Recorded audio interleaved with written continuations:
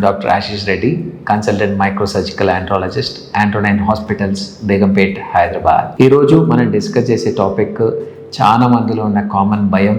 ఎప్పుడైనా మీకు క్రికెట్ ఆడేటప్పుడు కానీ, నార్మల్గా క్రికెట్లో ఫీల్డింగ్ చేస్తున్నప్పుడు కానీ బాల్ వచ్చి మీ టెస్టిస్ అంటే మీ వృషణాలకి తాకితే ఏం జరగవచ్చు, అది ఒకవేళ తాకితే మీరు ఎలా రెస్పాండ్ అవ్వాలి, దాని గురించి డిస్కస్ చేస్తున్నాం.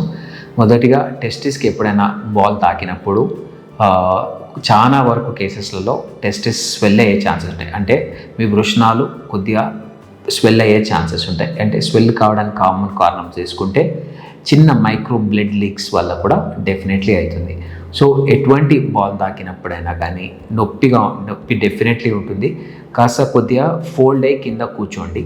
నార్మల్ 2 కాళ్ళు ఫోల్డ్ చేసుకొని కంప్లీట్గా కూర్చుంటే మీకు ఆ నొప్పి ఇమ్మీడియట్గా తగ్గే ఛాన్సెస్ ఉంటాయి. So next line of treatment తీసుకుంటే కొద్దిగా ఐస్ పెట్టుకుంటే ఈ స్వెల్లింగ్ అనేది తగ్గిపోయే ఛాన్సెస్ ఉంటాయి.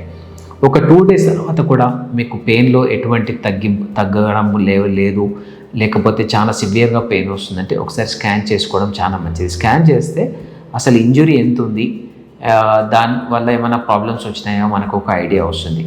సో ఎటువంటి టెస్టిస్కి ఇంజురీ జరిగినప్పుడు కూడా మనం లైట్ తీసుకోవద్దు. ఇలా చిన్న మనం టెస్ట్ చేసుకున్నా కానీ, ఐస్ పెట్టుకున్నా కానీ డెఫినెట్లీ మంచి ఇంప్రూవ్మెంట్ ఉంటుంది. ఇంకోటి చాలా మందిలో ఉండే కామన్ అపోహ ఏంటంటే ఈ బాల్ తాకినప్పుడు మొత్తంకి మనకి అంగస్తంభన పోయే ప్రమాదం ఉంది అని. సో జనరలీ దానికి ఎటువంటి సంబంధం లేదు. అంగస్తంభన అనేది ఒక వేరే ప్రాసెస్, అది మన బ్రెయిన్ నుంచి ఉన్న యాక్టివిటీతో వస్తుంది. కాబట్టి అంగస్తంభనకి కానీ బాల్ ఇంజరీస్తో కానీ మీకు అంగస్తంభన పోయే ఛాన్స్ లేదు. మీ మగతనం పైన ఎటువంటి ఎఫెక్ట్ చూపించదు.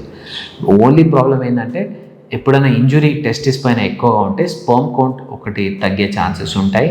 కానీ జనరలీ ఈ క్రికెట్ ఆడే ఏజ్ యంగ్స్టర్స్లోనే కాబట్టి అది మళ్ళీ రిస్టోర్ అయ్యే ఛాన్సెస్ కూడా డెఫినెట్లీ ఉంటుంది. సో ఎనీ ఇంజురీని నెగ్లెక్ట్ చేయకండి. అది ఒక 2 days మాత్రం ఖచ్చితంగా వెయిట్ అండ్ వాచ్ చేయండి. జనరలీ తగ్గిపోతుంది, పెయిన్ సబ్సైడ్ అయిపోతుంది. ఒకవేళ తగ్గకుంటే ఐస్ పెట్టుకొని చూడండి. అప్పుడు కూడా తగ్గకుంటే ఒక స్కానింగ్ చేసుకోండి. స్కానింగ్ చేసి నియరెస్ట్ ఎవరైనా ఆండ్రాలజిస్ట్ ఉంటే కలవండి. ఇంకా ఫర్దర్ డౌట్స్ ఉంటే కింద కామెంట్స్లో తెలియదు. Thank you so much.